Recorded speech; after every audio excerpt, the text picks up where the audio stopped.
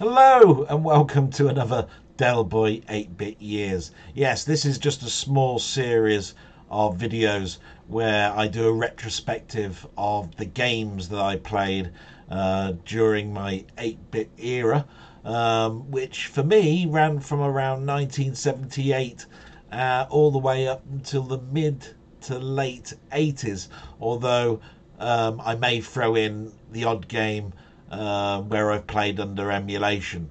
But today we're going to go back to 1983, and we're going to be talking about a very fond game that I used to play back in that year.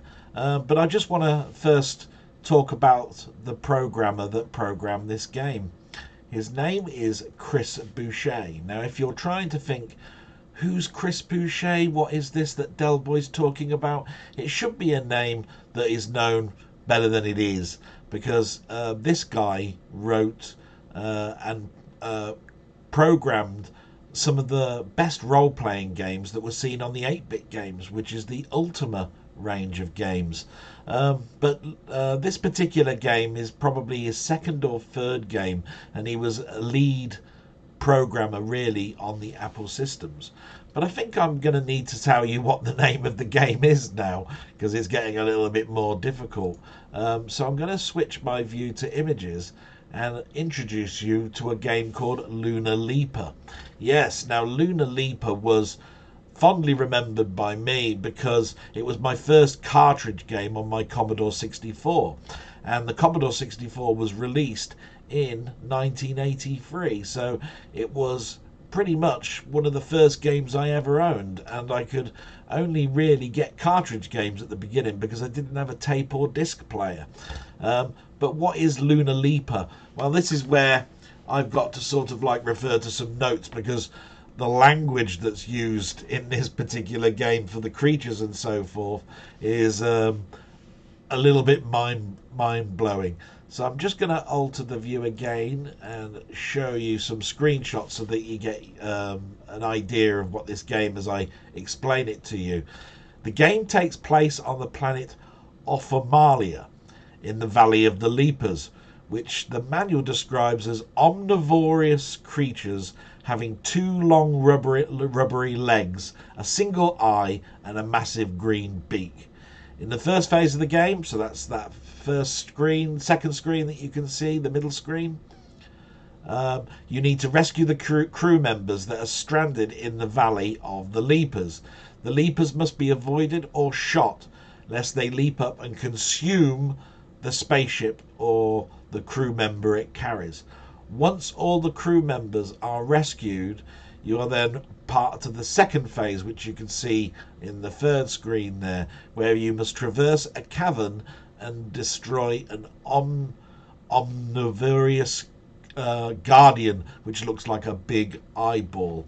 And then basically you will progress through the levels, for which there are many, but the game remains pretty much the same, except there are more creatures and more hazards. So this really was a game that I could have played on my VIC-20, because it actually came out on several systems, and I'm going to show you some screenshots now. There is the system it came out for at the beginning, which is the Apple II, which is the screen on the left. This version I have played, and to be quite honest, I find it much easier to shoot the creatures. The next version is the Atari 8-bit, which I don't have any fond memories of, but a good friend of mine, Robert's Gaming, has actually tried to play this game, and I wholly recommend that you look up his site and watch him play this game. And then there is the version that I could have played it on, which is the VIC-20, which I consider to be a very, very good game. In fact, it shows off the VIC-20's abilities more than the Commodore 64. But that's nothing to take away from how fond I am of playing this particular game. So the only thing that I can actually tell you about it, this game, is that later on there was a prototype version released for the ColecoVision. It was originally going to come out for the ColecoVision, but it never actually made it out. But it was written, found, and placed on a cartridge in the late 90s. And to be quite honest, I have played it, and it's not a bad version at all. Then again, all of the games of that particular era could be ported across to these different consoles. In fact, I wouldn't have been surprised if they hadn't have had an Atari 2600 version.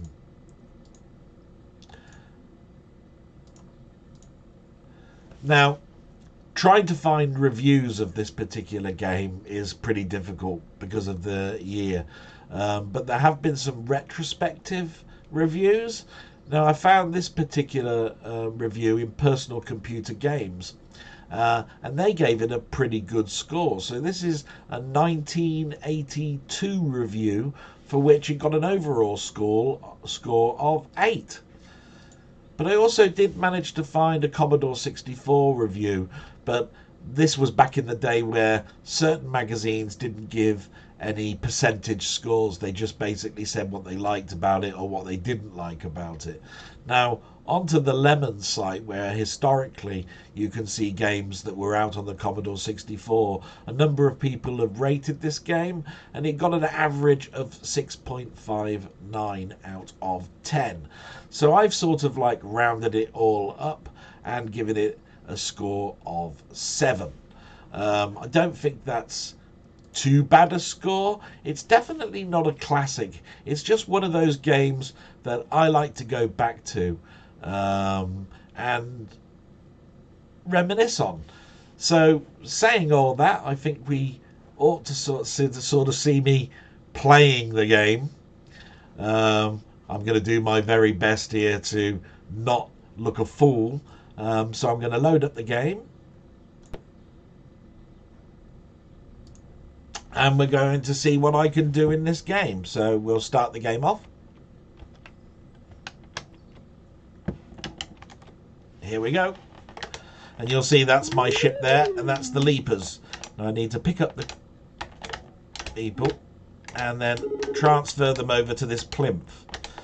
Now, it's a little bit like Choplifter, only you don't have the tanks, but you do have to worry about fuel, which I have to land on this sort of like fuel tank and then rescue all of the humans. Now, it's a valley, which means it's got a beginning and an end. There's a plinth on the other side, so you have to make a decision on whether you're going to go back all the way to the beginning or whether you're going to go all the way to the right hand side plinth. Either one will do, but you must fuel up and watch that fuel very, very closely. You do have fire, but I tend to find with the Commodore 64 version it's almost impossible to try and destroy these creatures. See, if I go down and move over, I just cannot shoot these creatures. I've tried lots and lots of times, but there are hazards later on where you will be able to shoot the creatures. I'm running out of fuel, so let's see if I can... I lost it. And then landed. Terrible. Right, let's see if I can definitely rescue the rest. So you have to watch that fuel. That's it. You really have to watch these Leapers.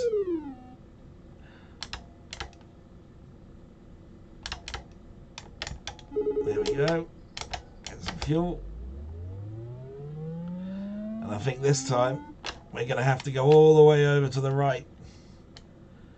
Now the Leapers can't really get you at the very top of the screen, but later on there will be hazards that you'll need to shoot out of the way. Oh, that's it. Put the plinth down, get some fuel. Pretty much this is the whole of the game. Now the one thing that I really liked about this particular game that I've appreciated later on is it's got Parallax Starfield at the top there. I don't know if you can see that, but the stars have got 2 different fields. And that is a very uncommon thing to see in 1983. So really appreciate the programmer spending a little bit of time doing something like that. Yeah, got that. Get some fuel. I think I've only got about another 1 or 2 humans to get that are trapped in this valley. Go on.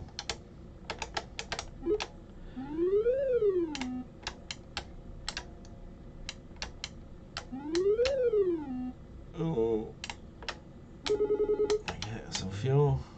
And there we are. And then we head to the second part. Now the second part is traversing this cavern. It's very, very lacking in colour, which was a bit of a disappointment to me. But it's still quite smoothly scrolling. Could have been a few more hazards, but I think you'll find that when you get to level 2 and 3, this cavern is really packed with different creatures. And that's the Guardian. Yes, and I shot it in the eye, and we go back to the beginning. Now, there's some different types of creatures that you've got to avoid. Oh, and you can see that they're being really nasty now.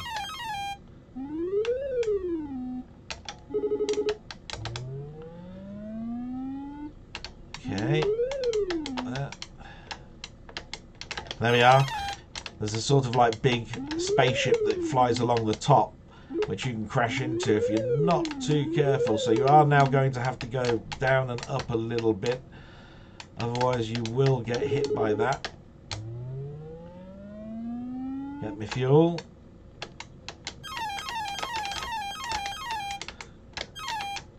Oh. Ah, tried to kill that one. Didn't get anywhere near it. They eat you as well. Like that. I always used to like that when I was a young man playing this game back in the day. See if I can get this nice little buddy home. Oh, that was close. This is just level 1. Oh, you can choose the levels at the beginning by pressing F7 and choosing the level. But I really recommend that you start off at the beginning, because this ramps up. Oh, got one. Yes. Oh, and then it got me. Really marvellous. Ooh, ooh. Crowning glory there was shooting one of the creatures. See if I can get this buddy home.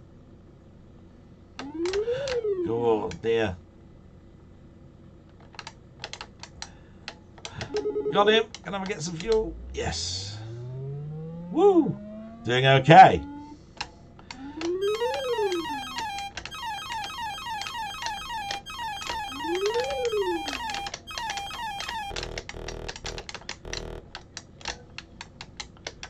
Oh, I've run out of energy. Come on then. Let's get you back. Oh, fuel, and then I got shot. Marvellous. Oh, and then I got it. And it's game over. Oh dear. So we'll go back to camera view and sort of like sum up. This was a very, very, very early game for me to play, but looking back at my Commodore 64 history, I'm happy to say that I had this in my collection. I played it for hours and hours and hours just to see what the different type of creatures that were going to be in it later on. I think I got to about level 5 in one sitting, which is pretty good for me, but I'm sure that you can do much better. Yes, I recommend that you go and download this or look out for it and play it on your systems. You can play it under emulation now. And with that, I hope that you found some entertainment in this video. I hope you'll look forward to another 8-bit with Delboy. I'll try and do as many as I can. And with that, I'll say salute.